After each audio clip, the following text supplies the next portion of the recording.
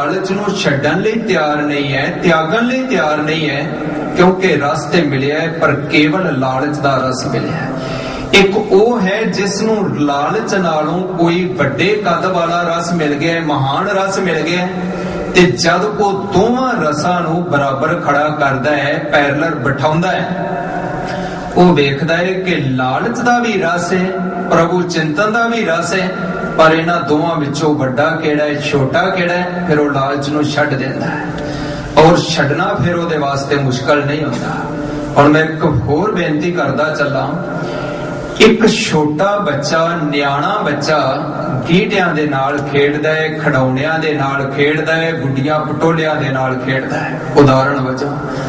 पर उस बच्चे तो आप उसदे खिडौणे खो रहे हो, गुड्डियां पटोले एक बच्ची दे हाथ विचों ले रहे हो, खो रहे हो। वो बच्चा रो रहा है, क्यों रो रहा है? क्योंकि अजे रस ही उन्होंने खिडौणियां दा मिलिया, इस तो वड्डा रस नहीं मिलिया। जद ओही बच्चा चलदा चलदा दिनां दे नाल, महीनियां दे नाल, सालां दे नाल जवानी दी दलहीज ते आया, हुण उस जवान बच्चे नूं गुड्डी पटोले दिओ, खिडौणा दिओ, उन्हां दे नाल हुण मस्त नहीं होएगा, क्योंकि हुण सियाणा हो गया, और सियाणा हो गया बाहरी तल दे उत्ते। ये तमाम को छुट गया है ओदी सियाणप दे कारण, उम्र वधन दे कारण। बचपन दे अंदर ये कोई छडाउणा चाहुंदे सा, बच्चा रोंदा सी, जवानी दे अंदर वो कुछ ही दोबारा देना चाहुंदे हैं, वो लैण वास्ते तैयार नहीं है, क्योंकि जवानी दे अंदर उन्हां खिडौणियां नालों रस वड्डा मिलिया है, वड्डियां खिडौणियां दा रस मिलिया है। उदों घर छोटा सी, हुण वड्डा है। उदों घर खिडौणे वाला सी, हुण असलीयत दे अंदर है। उदों कार खिडौणे वाली सी, हुण हकीकत दे अंदर है। हुण रस मिल गया है वड्डा, ते छोटे नूं छड्डदिआं देर नहीं लगी।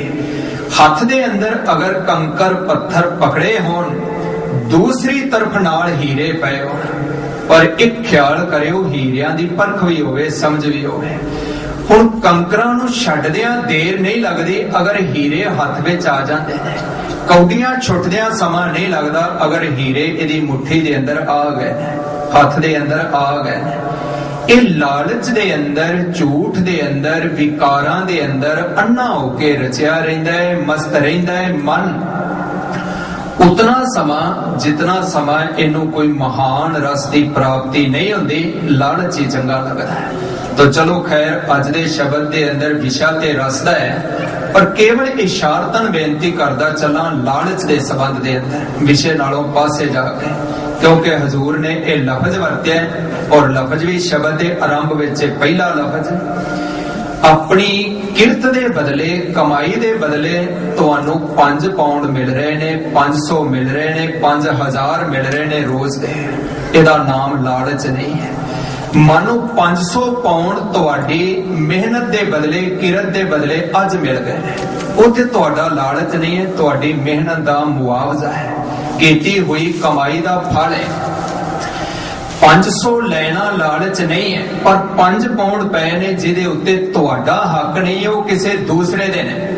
तुहाडियां ललचाइयां नजरां उन्हां दे उत्ते जा पईयां, वो 5 चुक लै, अपनी जेब विच पा लै, वो 5 ही लालच बन गया, 5 ही जहर बन जाणगे। 500 तुहाडे जीवन दे अंदर रुकावट खड़ी नहीं करेगा, 5 रुकावट खड़ी करनगे, क्योंकि वो लालच वस होके चुके ने। ਉਹਦੇ ਉੱਤੇ ਹੱਕ ਤੁਹਾਡਾ ਨਹੀਂ ਸੀ, ਉਹ ਹੱਕ ਕਿਸੇ ਦੂਸਰੇ ਦਾ ਸੀ। तो पातशाह कहते ने मन लालच दे अंदर, निंदा चुगली दे अंदर, झूठ विकार दे अंदर बड़ा मस्त होके अन्ने मनुख वांग लगातार जुड़िया है, और फिर जुड़िया ही रहिंदा है, टुटना चाहुंदा भी नहीं है जी। लाग परे दुर्गंध सेओ नानक माया बंद। किसे वक्त मैं बेनती गुजारांगा माया दे संबंध विच, केवल इशारतन बेनती करदा चला, जो एक जीव अते परमात्मा दे दरम्यान विचकार बाधा बन जाए, रुकावट बन जाए, बंधन बन जाए, उसे दा नाम ही माया है। माया दे बाबत किसे वक्त फिर उसे दा नाम ही माया है। और माया दा एक रूप नहीं है, करोड़ा रूप ने। ये माया दे रंग विच मस्त रहिंदा है, इस दुर्गंधी दे अंदर मस्त रहिंदा है, ते इत्थे मस्त रहिंदा भी बड़ी खुशी दे नाल है। और एक अरज होर करदा चला, एक समझदार मनुख दा उस मैली कुचैली जगह दे उत्ते खड़ा होना बड़ा मुश्किल है, जिथों दुर्गंधियां दियां लपटां उठ रही ने और लगातार उठ रही ने। उस जगह दे उत्ते एक समझदार दा बह जाना, खड़े हो जाना, उत्थे बह के खाना या उत्थे बह के हसना, खुशी दा प्रगटावा करना बड़ा मुश्किल है। पर एक वो मनुख जिसनों पागल कह रहा है साडा समाज, या जिसका दिमागी तवाजन कायम नहीं रहा, एक पागल मनुख उसे रूड़ी करकट दे ढेर, मल मूत्र दे ढेर दे उत्ते बह भी सकदा है, उथे हस भी सकदा है, उथे रह भी सकदा है और उथे खड़ा होके खा भी सकदा है।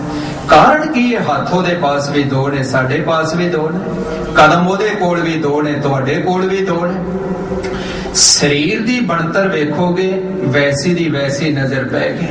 हो सकता है वो एक समझदार नालों रूप रंग दे अंदर, नक्शो निगार दे अंदर सुंदर भी होवे, ओदा कद काठ भी चंगा होवे और कपड़े भी चंगे पाए हों, पर वो मैली जगह ते दुर्गंधी वाली जगह ते खड़ा है। कारण की ये इको चीज दी कमी उसनों समझ नहीं है, वो पागल है, उसनों समझ नहीं है, ओदा दिमागी तवाजन कायम नहीं है। और जिस दी दिमागी ताकत कायम है, ओदा दुर्गंधी वाली जगह दे उत्ते खड़ा होना बड़ा मुश्किल है। धर्म दी दुनिया दे अंदर भी यही नियम काम करता है। ये नियम साडे बाहरी जीवन दे अंदर है, ये नियम साडे अंदरूनी जीवन दे अंदर भी है। मन रहिंदा है काम दी दुर्गंधी दे अंदर, लोभ दे अंदर, निंदा दे अंदर, चुगली दे अंदर, ईर्ष्या दे अंदर, बखीली दे अंदर ते बाकी सब बुराइयां दे अंदर। और इनू गुरबाणी ने दुर्गंधी कह दिता है, बयान कर दिता है। मन इथे ही दिने रहे ते इथे ही रात नू सुपनियां दे अंदर रहे। मन यही कुछ सोचदा रहे, यही कुछ बोलदा रहे, यही कुछ वेखदा रहे ते मन दी तांग भी होवे कि मैनू इथों कोई तोड़े भी ना, लोचा भी होवे कि मेरे सरस दे अंदर वादा बंदा रहे। फिर कहना पेगा इसनू धर्म दी दुनिया दे अंदर समझ नहीं है। मैं कहन तो झिझक रहा, कहना पेगा धर्म दी दुनिया दे अंदर ये मनुख अजे पागल है, इन्हों समझ नहीं मिली। अगर कोई काम तो नफरत कर रहा है, काम नहीं छुटिया गल वखरी है, पर नफरत ते कर रहा है, इन्हों चंगा नहीं जान रहा।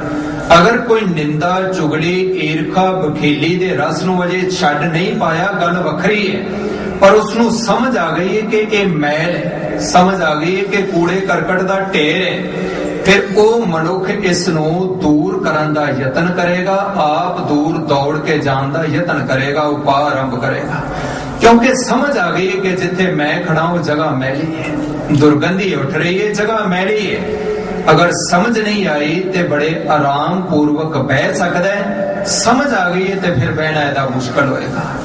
समझ नहीं है उथे खड़ा होएगा, खा सकता है, समझ आ गई है ना बह सकेगा ना खा सकेगा, दौड़न का यतन करेगा और फिर मदद की गुहार भी करेगा, कोई मेरा सहायक बन के आवे जो इस मैली जगह तो बांह पकड़ के मैनू दूर करे।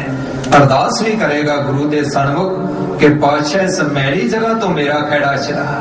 तो पातशाह कहंदे ने रह रहा है ये मन दुर्गंधी दे अंदर, रह रहा है ये मन निंदा चुगली दे अंदर, फिर बड़ा मस्त होके उथे ही रसदा वसदा है जी।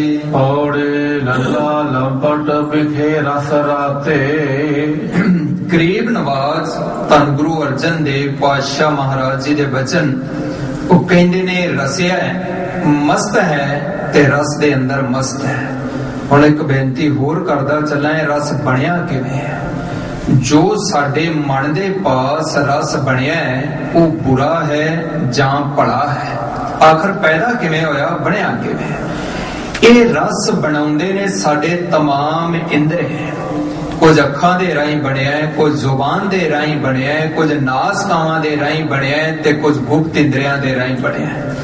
ये तमाम 9 दरवाजियां दे राहीं रस अंदर चला जाता है। वो रस चंगा होवे या वो रस खोटा होवे, बुरा होवे। अखां दे नाल आप जो वेख रहे हो, तस्वीर तुहाडे सामने कोई चंगी है या बुरी है। तुहाडे सामने कोई भली तस्वीर है किसी गुरु दी, पीर दी, योधे दी, महाबली दी, ਉਹ ਤਸਵੀਰ ਹੈ ਜਾਂ